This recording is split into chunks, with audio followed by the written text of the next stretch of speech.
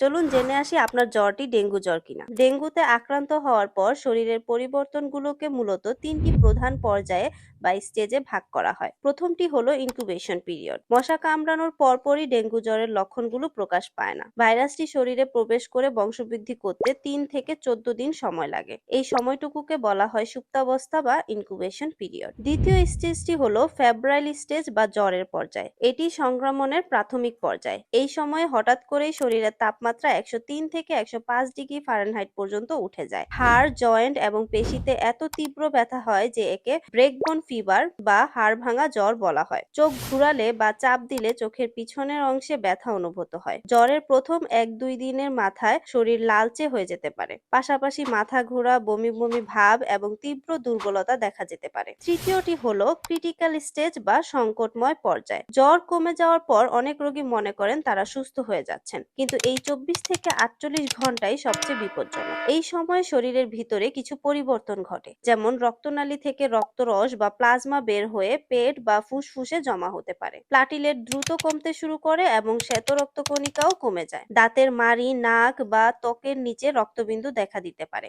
অনেকের ক্ষেত্রে কালো পায়খানা বা রক্তবমি হতে পারে। শরীর নিস্তেজ হয়ে পড়ে, হাত পা ঠান্ডা হয়ে যায় এবং রোগী ডেঙ্গু শক সিনড্রোমে চলে যেতে পারে। তাই এই পর্যায়ে পেটে প্রচন্ড ব্যথা বা অনবরত বমি হলে দ্রুত হাসপাতালে ভর্তি হতে হবে। চতুর্থ পর্যায়টি হলো রিকভারি স্টেজ বা সুস্থ হওয়ার পর্যায়। যদি রোগী ক্রিটিক্যাল স্টেজ পার করতে পারেন তবে তার শরীর ধীরে ধীরে স্বাভাবিক হতে শুরু করে। শরীর পুনরায় রক্তনালীর বাইরে যাওয়া তরল শুষে নিতে শুরু করে। রোগীর খাওয়ার রুচি ফিরে আসে এবং বমি বমি ভাব কমে যায়। এই সময় হৃদস্পন্দন কিছুটা ধীর হয়ে যেতে পারে, যা সুস্থ হওয়ার একটি লক্ষণ। ডেঙ্গু জ্বর হলে আতঙ্কিত না হয়ে প্রচুর পরিমাণে তরল খাবার যেমন পানি, ওরস্যালাইন, ডাবের পানি এবং ফলের রস পান করতে হবে এবং চিকিৎসকের পরামর্শ নিতে হবে। চিকিৎসকের পরামর্শ ছাড়া প্যারাসিটামল ব্যতীত অন্য কোনো ব্যথানাশক ঔষধ সেবন করা যাবে না। এই ধরনের আরো নতুন নতুন কন্টেন্ট পেতে আমাদের সঙ্গে যুক্ত থাকুন। ধন্যবাদ।